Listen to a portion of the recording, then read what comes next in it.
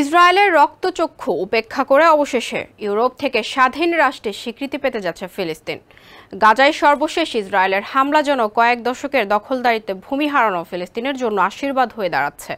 ইউরোপের প্রভাবশালী 3 দেশ ফিলিস্তিনকে স্বীকৃতি দেওয়ার পথে হাঁটছে। এর আগে ফিলিস্তিনকে স্বীকৃতি দেওয়ার কথা জানিয়েছেন স্পেন। এবার স্পেনের পথে হাঁটছে আয়ারল্যান্ড এবং নরওয়ে। অন্যদিকে ফিলিস্তিনকে স্বীকৃতি দেওয়ার ইঙ্গিত দিয়েছে অস্ট্রেলিয়াও। ফিলিস্তিনকে স্বীকৃতি দেওয়ার বিষয়ে সমর্থন আদায়ের জন্য সম্প্রতি কূটনৈতিক প্রচার ও সফর শুরু করেছেন স্প্যানিশ প্রধানমন্ত্রী পেদ্রো সানচেজ। ফিলিস্তিনের পক্ষে তিনি আয়ারল্যান্ড, পর্তুগাল, স্লোভেনিয়া ও বেলজিয়াম সফর করবেন বলে আশা করা যাচ্ছে। বিস্তারিত ডেস্ক রিপোর্টে। একমাত্র ওয়ালটন এসি দিচ্ছে 1 বছরের রিপ্লেসমেন্ট গ্যারান্টি এবং কম্প্রেসরের 10 বছরের গ্যারান্টি।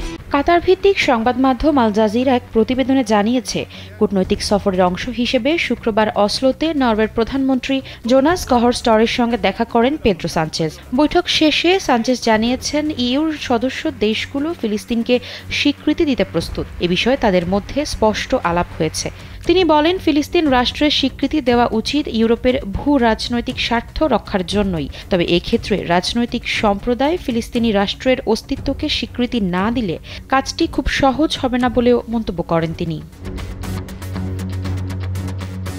স্প্যানিশ প্রধানমন্ত্রীর সঙ্গে দেখা করার পর আইরিশ প্রধানমন্ত্রী জানান, আয়ারল্যান্ড শিগগিরই ফিলিস্তিনকে স্বীকৃতি দিতে চায়। তবে স্পেন ও আরও ইউরোপীয় দেশগুলোর সঙ্গে সমন্বিতভাবে পদক্ষেপ নেবে তারা। অন্যদিকে নরওয়েও ফিলিস্তিনকে স্বীকৃতি দেওয়ার জন্য প্রস্তুত রয়েছে বলে জানিয়েছেন দেশটির প্রধানমন্ত্রী জোনাস গাহর। ইসরায়েলের যুদ্ধের কারণে অবরুদ্ধ গাজা উপত্যকায় ক্রমবর্ধমান মৃত্যু, অনাহার ও অবকাঠামোর ক্ষতির ফলে আন্তর্জাতিক সমালোচনা ক্রমেই বাড়ছে।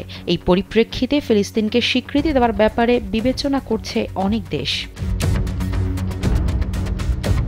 এদিকে ইসরায়েল ও ইরানের মধ্যে উত্তেজনা বাড়ছেই। যে কোনো সময় পাল্টাপাল্টি হামলায় জড়াতে পারে 2 দেশ।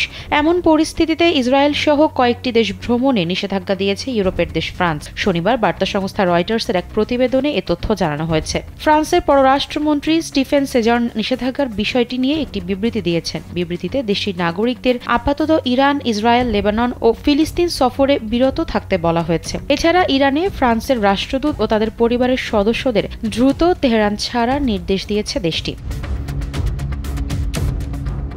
অন্যদিকে কয়েক ঘন্টার মধ্যে ইরান ইসরায়েল যুদ্ধ শুরু হতে পারে বলে সতর্কবার্তা দিয়েছে মার্কিন গোয়েন্দারা। ওয়াল স্ট্রিট জার্নালের এক প্রতিবেদনে বলা হয়েছে, ইসরায়েলে হামলার লক্ষ্যে ইরান প্রস্তুতি নিচ্ছে বলে জানিয়েছেন মার্কিন গোয়েন্দা কর্মকর্তারা। আগামী 2 দিনের মধ্যে এই হামলা হতে পারে। নাম প্রকাশে অনিচ্ছুক গোয়েন্দা কর্মকর্তাদের বরাতে সংবাদ মাধ্যমটি জানিয়েছে, ইসরায়েলের উত্তর কিংবা দক্ষিণাঞ্চলে এই হামলা হতে পারে। তবে তেহরান তেল আবিবে হামলার ব্যাপারে এখনও চূড়ান্ত কোনো সিদ্ধান্ত নেয়নি।